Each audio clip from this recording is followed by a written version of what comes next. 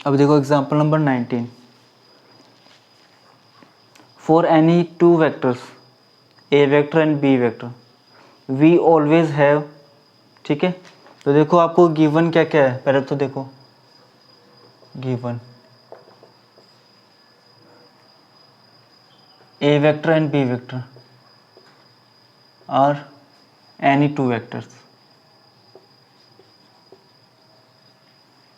To prove करना है हमें क्या,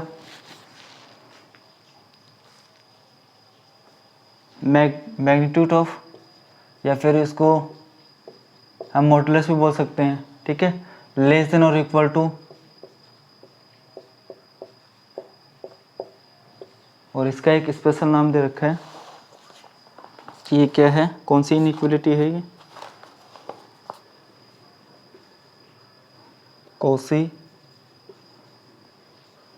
स्क्वायर्स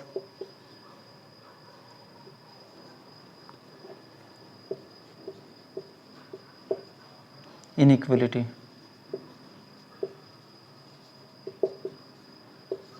ठीक है। अब इसका प्रूफ देखो,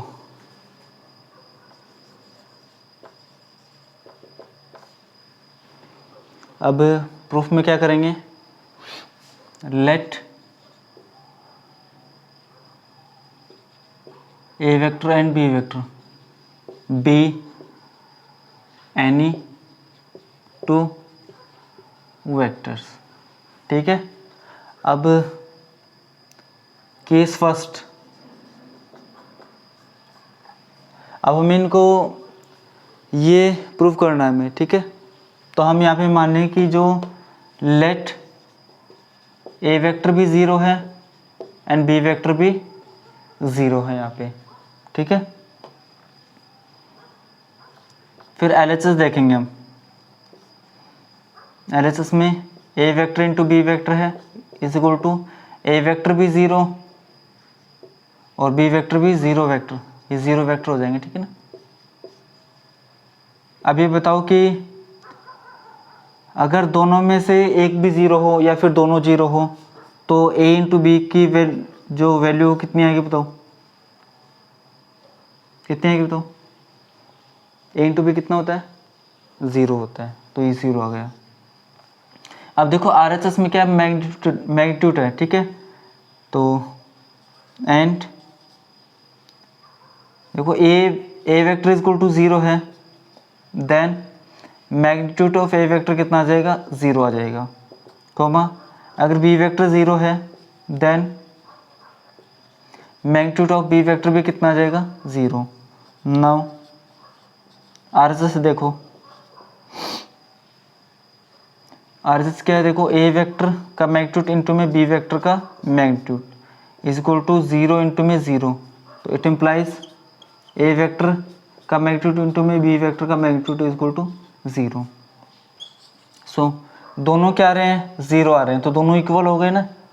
तो so magnitude of A vector into में B vector is equal to A vector का मैग्नीट्यूड इंटू में बी वेक्टर का magnitude is equal to zero. इसको ब्रैकेट में बंद कर देना ये बॉक्स में, और क्या है ये, विच इज ट्रू। अब केस सेकेंड लेंगे हम,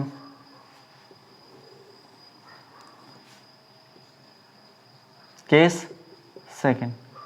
तो फर्स्ट वाला तो आएगा, समझ बताओ आपको फर्स्ट वाला केस,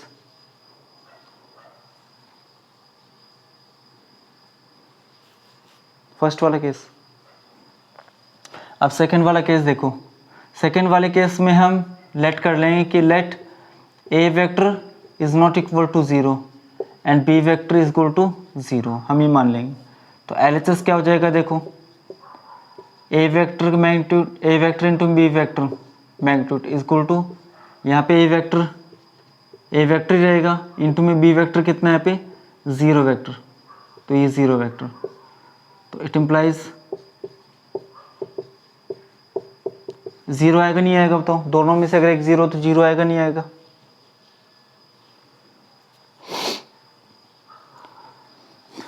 एंड अब देखो मुझे ए वेक्टर का पता नहीं कितना है कि कितना है, तो मैं उसका मैग्नीट्यूड नहीं बता सकता, लेकिन मेरे को बी वेक्टर पता है कि कितना है, 0 वेक्टर है वो, ठीक है। देन इसका जो मैग्नीट्यूड होगा वो कितना हो जाएगा, 0 हो जाएगा। सो अगर मैं ये देखूँ कि ए वेक्टर का मैग्नीट्यूड इंटू में बी वेक्टर का magnitude is equal to A vector का मैग्नीट्यूड एज इट इज़ और बी वेक्टर का मैग्नीट्यूड कितना है, 0 है, इंटू में 0 आ जाएगा। It implies A vector into में बी वेक्टर दोनों का मैग्नीट्यूड इज इक्वल टू 0 आएगा, नहीं आएगा बताओ।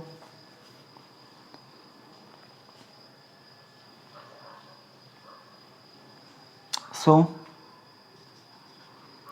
Magnitude of A vector into में B vector is equal to magnitude of A vector into magnitude of B vector is equal to 0।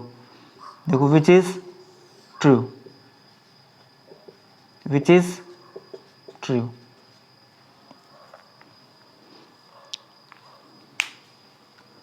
तो case 1 और केस 2 समझ में आया क्या आपको, बताओ।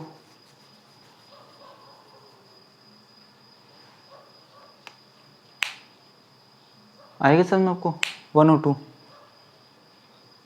अब देखो केस 3 है, अगर आप उसको एग्ज़ाम में नहीं लिखोगे तो भी चलेगा। आप केस 3 में क्या ले रहे हैं, हम ए को तो 0 ले रहे हैं और बी को 0 नहीं ले रहे हैं। केस 3 में ये कर रहे हैं हम, ठीक है। तो अगर एग्ज़ाम में नहीं लिखोगे तो भी चलेगा ये। तो ए इंटू बी, तो 0 इंटू में B vector, 0 vector into B vector, तो 0 हो जाएगा ये। एंड हमें ए वेक्टर पता है कि 0 वेक्टर, तो ए वेक्टर का मैग्नीट्यूड भी कितना आ जाएगा, 0। So A vector into B vector का दोनों का मैग्नीट्यूड, तो 0 इंटू में magnitude of B vector is equal to 0। तो ये किया विच इज़ ट्रू। तो आप ये नीचे लिख भी लेना, don't need to explain in exams.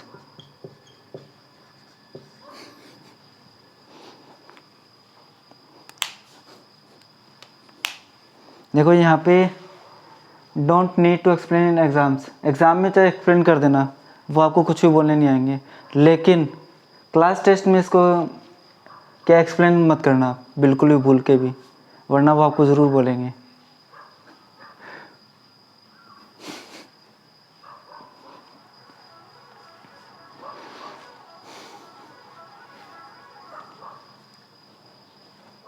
तो देखो मेरे को नहीं लगता कि आपको यहाँ तक वापस से समझाने की ज़रूरत है कि मैंने कुछ अलग किया है क्या इसमें, नहीं ना एक्सप्लेन करने की ज़रूरत है आपको, बताओ। अब देखो केस 4 है और सबसे लास्ट केस है वो, और वो आपको अच्छे से समझना आपको, ठीक है ना।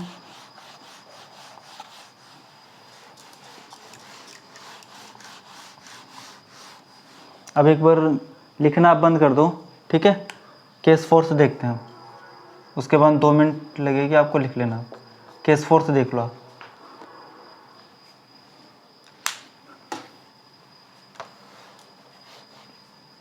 अगर मैं बोलूँगा लिखना है तब लिखना आपको। आप देखो केस 4 से देखो, यही मैन है इसमें, let A vector and B vector be any to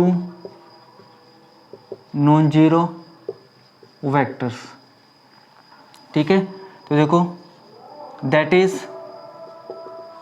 A vector is equal to not equal to 0 and B vector not equal to 0, since we no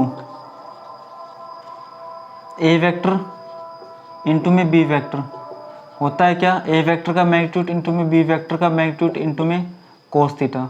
तो अगर यहाँ से मैं कोस थीटा की वैल्यू निकालूंगा तो कितनी आ जाएगी, वो ए वेक्टर इंटू में बी वेक्टर अपॉन में ए वेक्टर का मैग्नीट्यूड इंटू में बी वेक्टर का magnitude is equal to cos theta. यहाँ तक कोई दिक्कत, यहाँ तक। अब देखो जो प्रूव करना है उसमें क्या है, मॉड्यूलस है, ठीक है। मैग्नीट्यूड बोलो चाहे मॉड्यूलस बोलो एक ही बात है, क्योंकि ये स्केलर क्वांटिटी है और स्केलर तो मैग्नीट्यूड भी आपको पॉजिटिव देगा और मॉड्यूलस भी क्या है, पॉजिटिव। तो आप इसको मॉड्यूलस बोलो चाहे मैग्नीट्यूड। तो क्या करेंगे हम, देखो taking modulus both side we get. तो ये क्या हो जाएगा, modulus of A vector into में बी वेक्टर अपॉन में ये क्या हो जाएगा, देखो मॉडुलस और ये मॉडुलस ए वेक्टर 2 बार हो गया इंटू में मॉडुलस और ये बी वेक्टर 2 बार ये हो गया is equal to modulus of cos theta. अब ये देखो आप एक चीज़ देखना, आप -1 का मॉडुलस और फिर मॉडुलस, तो -1 का मॉडुलस 1 देगा आपको और वापस इसका मॉडुलस कितना देगा आपको, 1 देगा आपको। तो बताओ डबल मॉडुलस की जरूरत है क्या, बताओ आपको, या सिंगल से काम चल जाएगा। तो बताओ मैं डबल जो मॉडुलस होता है उसको सिंगल मॉडुलस लिख सकता हूँ क्या, बताओ लिख सकते हैं क्या हम। तो देखो इसको तो मैंने क्या लिख दिया, modulus of A vector into में बी वेक्टर अपॉन में इसको क्या लिख सकता हूँ मैं, ए वेक्टर का मॉडुलस इंटू में बी वेक्टर का modulus equal to cos theta modulus. तो रीजन में हम लिखें क्या, एक्स वेक्टर डबल मॉडुलस है इक्वल टू सिंगल मॉडुलस। ठीक है, अब तो यहाँ तक कोई दिक्कत है आपको, यहाँ तक अब देखना आप, since we know cos theta की वैल्यू कहाँ से कहाँ तक होती है, बताओ कोस थीटा की वैल्यू कहाँ से कहाँ तक होती है, -1 से 1। अब अगर मैं इसके मॉडुलस लगा दूंगा तो बताओ अगर ये -1 से 1 है और अगर मैं इसके मॉडुलस लगा दूंगा तो ये आएगा 1 से 1। तो बताओ ये अच्छा लगेगा क्या, ऐसे अच्छा लगेगा क्या, ये अगर मैं मॉडुलस लगा दूंगा तो -1 का 1 हो गया, 1 का 1 हो गया, तो ये ठीक है क्या, बताऊँ कोस थीटा की वैल्यू 1 1 के बीच में होगी क्या मॉडुलस लगाने पे। तो बताओ मैं ये लिख सकता हूँ क्या, कोस थीटा की वैल्यू 0 से 1 के बीच में होगी नहीं होगी, बताओ। ठीक है, तो ये चीज़ आपको समझनी थी। अब देखो ये मैं लिख सकता हूँ यहाँ से A vector into B vector upon में magnitude of A vector into में magnitude of B vector equal to cos theta का मॉडुलस। ठीक है, और देखो कोस थीटा का मॉडुलस क्या है, लेस देन और इक्वल टू 1 है, लेस देन और इक्वल टू 1 है। अब ये बताओ कि x इक्वल टू वाई है और y लेस देन 1 है, तो मैं लिख सकता हूँ क्या, x लेस देन 1 लिख सकता हूँ। तो देखो हम ये लिखेंगे अब, it implies magnitude of A vector into में बी वेक्टर अपॉन में ए वेक्टर का मैग्नीट्यूड इंटू में बी वेक्टर का magnitude less than equal to 1। Reason में आप लिख सकते हो कि if x equal to Y and y less than equal to 1 then हम ये लिख सकते हैं x equal to Y equal to less than 1। तो it implies x less than और इक्वल टू 1। ठीक है, अब एक बात और बताओ मेरे को कि लोग, मैं इसको पहले मल्टीप्लाई कर देते हैं, लेस देन और इक्वल टू,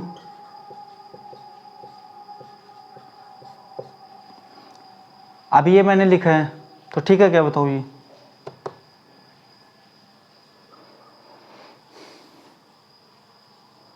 सही है क्या,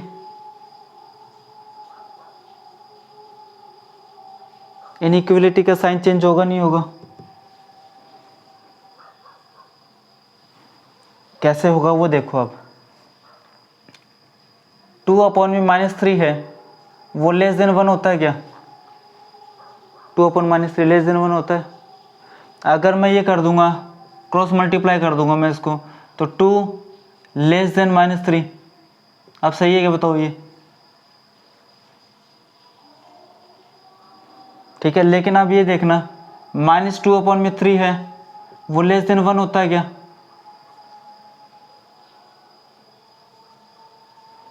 और अगर मैं 3 को यहाँ मल्टीप्लाई कर दूंगा तो -2 लेस देन 3 होता है क्या। अब इन दोनों में बात क्या है, देखो अगर मैं पॉजिटिव क्वांटिटी को मल्टीप्लाई कर रहा हूँ, ठीक है, दूसरी साइड, तो साइन है वो चेंज होगा नहीं होगा, बताओ? इनइक्वलिटी का साइन चेंज होगा नहीं होगा? नहीं होगा ना। अरे होगा कहाँ पे? अगर मैं नेगेटिव को मल्टीप्लाई करूँगा तब तो साइन चेंज हो जाएगा, ठीक है, क्योंकि ये गलत हो गया। देखो मैंने साइंस को अनचेंज किया है तो गलत हो गया। अब ये पॉजिटिव को इधर लेके गया मैं तो साइन अनचेंज है, फिर भी ये सही है, हाँ है ना? तो देखो इसका जो रीज़न है, ये देखो साइन चेंज क्यों नहीं हुआ है, क्योंकि जो मैग्नीट्यूड है वो दोनों पॉजिटिव क्वांटिटी होती नहीं होती, बताओ? तो देखो हम ये लिख देंगे यहाँ पे, इसका रीज़न मैं यहाँ पे लिख रहा हूँ, वो since A vector magnitude and B vector magnitude are magnitudes, that is, अगर मैग्नीट्यूड है तो बताओ पॉजिटिव क्वांटिटीज है कि नहीं, बताओ?